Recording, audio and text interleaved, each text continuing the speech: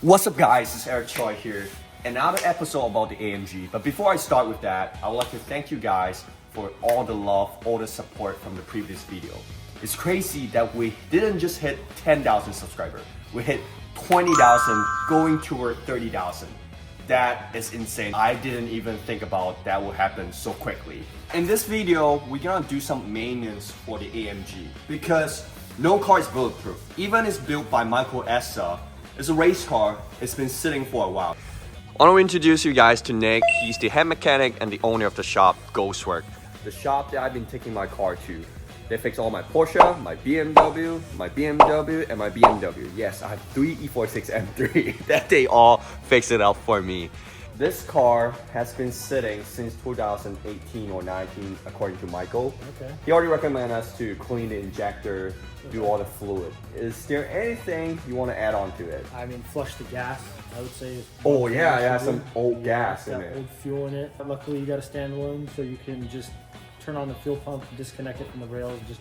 Oh, I thought I had to go into the gas tank and like kind of pump it out. No. Okay, that's great. A bit of an easier way to do it, but yeah, beyond that, he's right. You should clean the injectors too. Do all the fluids, transmission, differential, oil, coolant, brakes, and then just do a once over on the car and make sure everything mechanically is sound. You know, drive it and not die. I can drive it safely on the track, or maybe you can do some action after we do the maintenance outside of the lot. So we have to do the clutch fluid. Yeah, so show me the thing that you said Michael did.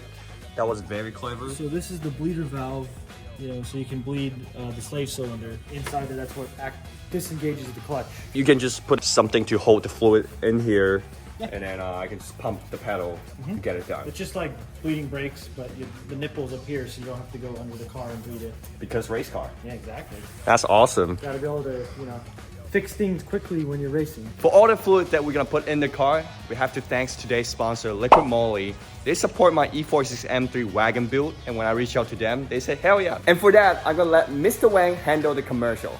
Guys, Mr. Wang here. This Valentine's Day, don't just show love to your special one. Show some love to your engine as well. With Liqui Moly engine oil, and this is what you like, right? Lasts longer. A dry piston is a sad piston. Without fresh, high-quality engine oil, your engine suffers, just like a heart without loves. But with the right oil, your engine runs smoother, stronger, and happier. Give it the care it deserves. Trust Mr. Wang. This Valentine's Day, do the right move, pick the right lube. The car has less than 10,000 miles, only run through few track days. So it should be very clean. Yeah. Everything's got out. Yeah, there's literally nothing. The fuel cell, this diff looks a little bit wet.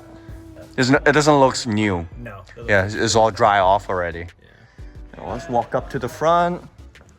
A nice carbon drive shaft. Oh yeah, that's a carbon drive shaft. And then we have the 6-piece Hollinger sequential. Yep. This thing's tiny. It's super small. Bell housing, it's probably custom fit to this engine. Yeah. And then custom header, straight pipe, equal length. Yeah. Equal length header. This car has a lot of good stuff in it. Yeah. The drain hole. Right here. With the car on the lift, we start our maintenance. We start with engine oil and transmission fluid. Man, this car definitely set for a while. The fluid are super toasty. So bleeding the air out. Ooh, that's the clutch fluid. Yep. Is this supposed to be in that color? No, it's supposed to be more like a gold and like, you know, see-through.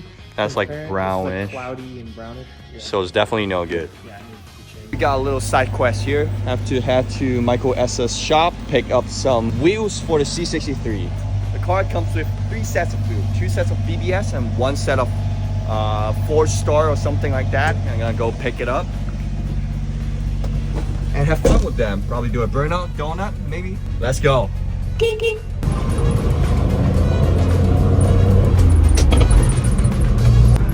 It's always fun driving the K-truck. I love this thing. This thing's so practical that the truck bed is the same length as the F-150. Obviously, it's not as wide as the F-150, but so useful.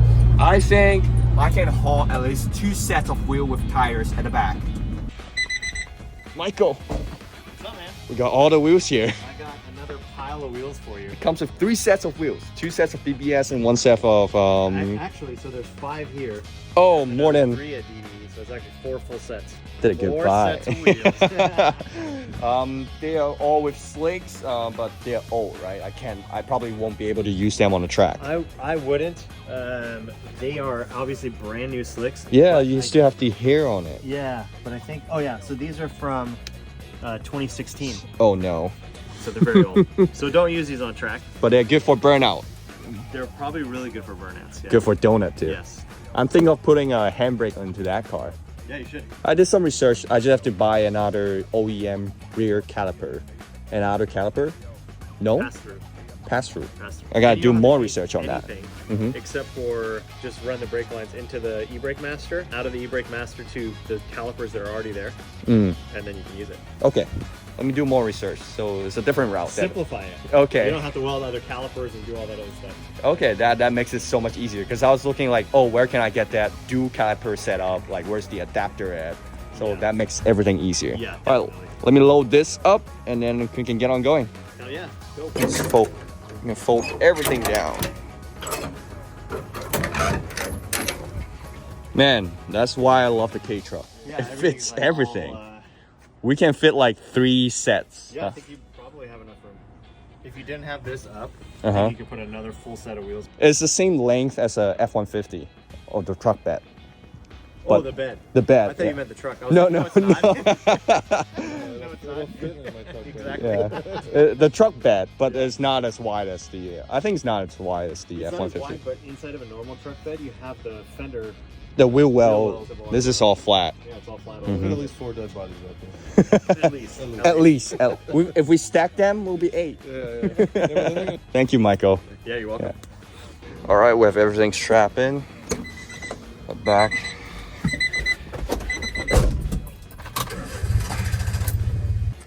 We are back on working on the C63, and I gotta fix the master cylinder for the brake paddle. See, we put a towel there because it's leaking, and it has brake bias, front and rear brakes. The rear brakes master cylinder is going bad, so it's been leaking. To replace the master cylinder, so we're gonna take it off, see what parts is it, and order the parts and replace it. To take off one of the brake master cylinder is actually pretty simple. It's just 2 nuts and 1 shaft that you have to release it, and then followed by removing the brake sensor at the back. 2 fluid pipe into the cylinder, you just have to release it. And for this task, I have a little bottle, so when I disconnect them, I can just dump all the excessive fluid into the bottle and without making a big mess. Next, we're gonna remove the intake manifold so we can access the injectors.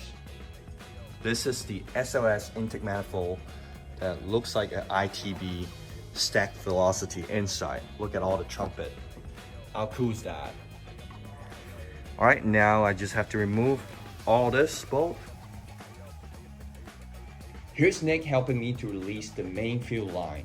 It's an AM fitting, it's very fragile, that's why I needed his help. I don't want to take risks on breaking anything. And here's me being a rookie dropping tools inside the engine bay. Next, we're gonna remove the fuel rail, which has the injector attached on it. Yay! And for safety, I'm gonna stuff some towel into the intake plug so nothing can go into my engine. Gonna clean the injector, put new O-rings in, and the car should be running healthy and strong again. I know doing maintenance kind of boring.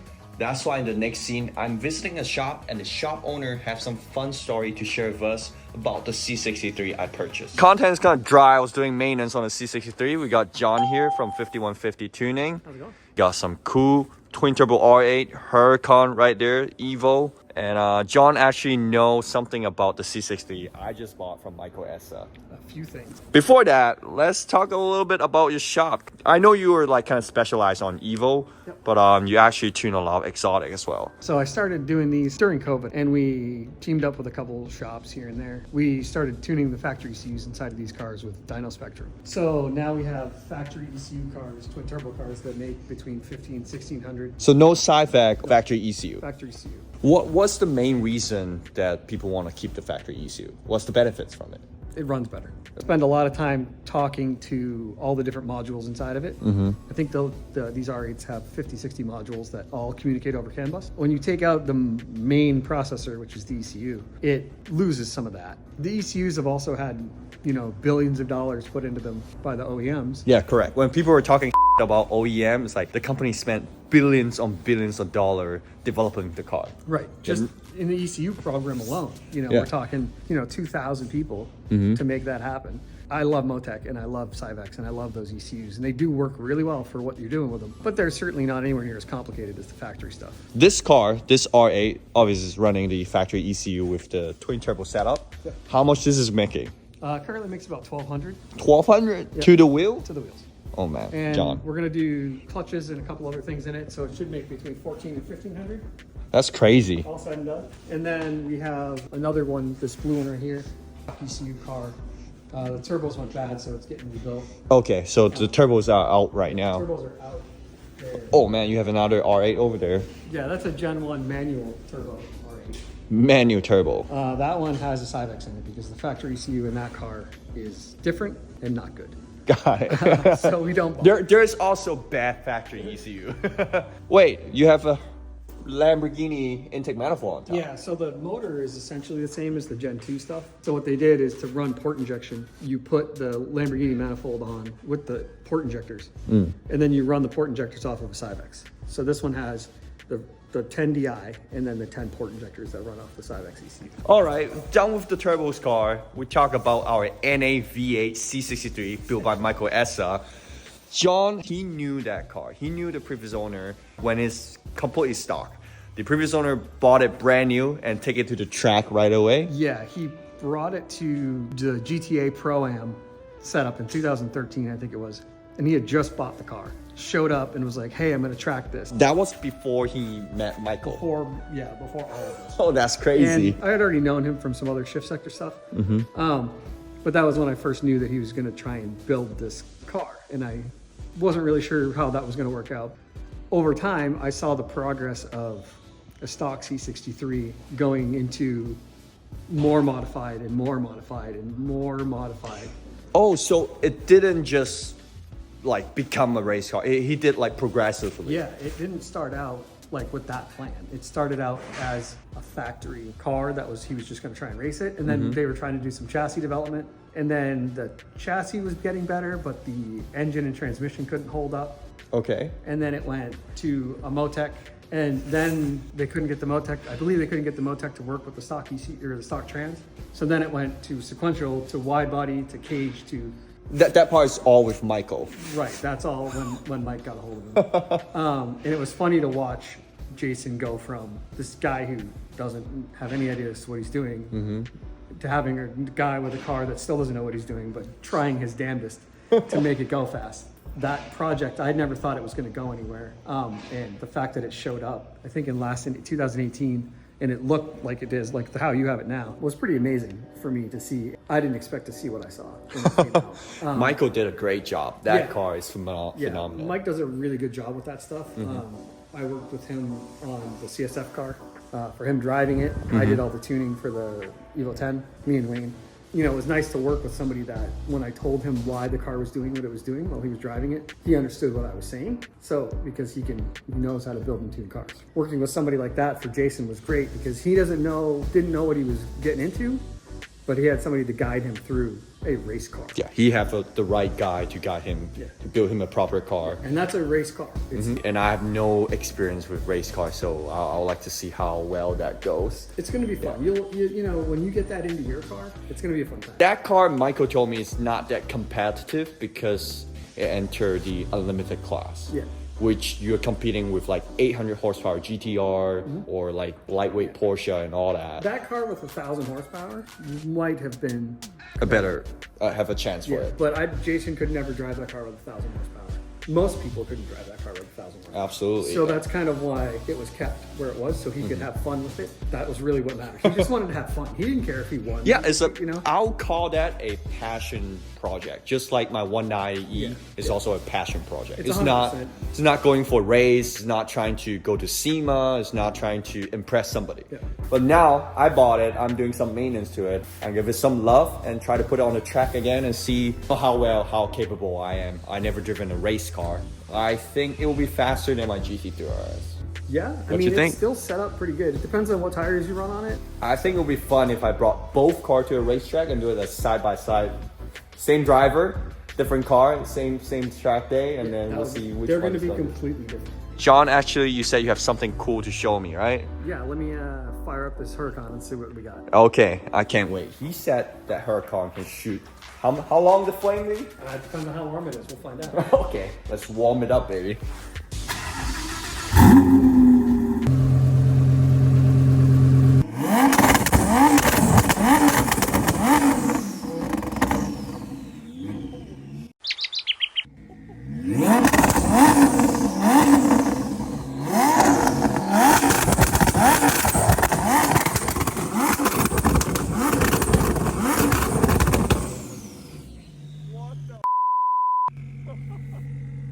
That's insane. That's quite some flames and pops. Love it. John, I have to do that with the C63. Let's do it. Once I'm done fixing the C63, doing all the maintenance, I'd like to come here, put it on your dyno to see actually how much power it's making. Yep. And then probably at that time we can do the tune together. Yeah, we can do all of it. Let's go back to the shop. All right, we got the injector back. We have everything in pieces. Yes, we didn't forget about the spark plug. And they are tight in there. Look how dirty they are. If you guys notice, I have the carbon dash off. I put it on the side because I was trying to fix the air shift leaks.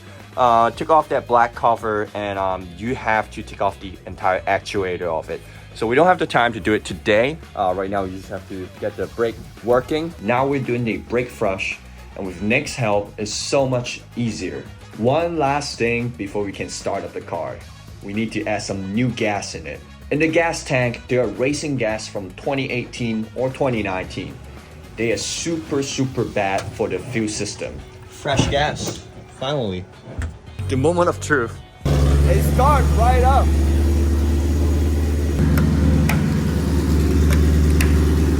Nick, thank you. No problem. We finally did it. We fixed everything. The car's running. Now let's celebrate. Yeah.